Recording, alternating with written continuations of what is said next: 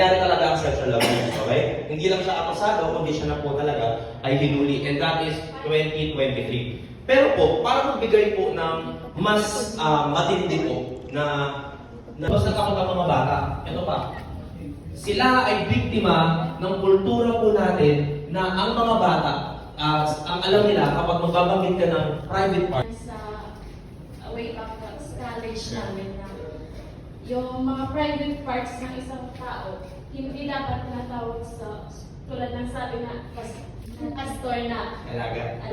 Kasi, for example, yung private part ng isang lalaki, tatawaging birthday. Tapos, di ba, may birthday. General privacy sa Facebook.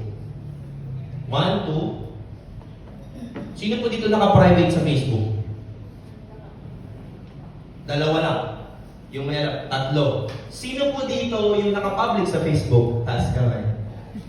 Naka-public si ma'am, naka-public. Alam lang yung general privacy settings at yung konsepto nun, pero hindi tayo naka-private. Okay, may isa po akong tanong. Sino po dito yung nakalagay ang inyong birthday sa Facebook? Ang buong pangalan sa Facebook? Si Pastor at saka si Ate at saka si SK.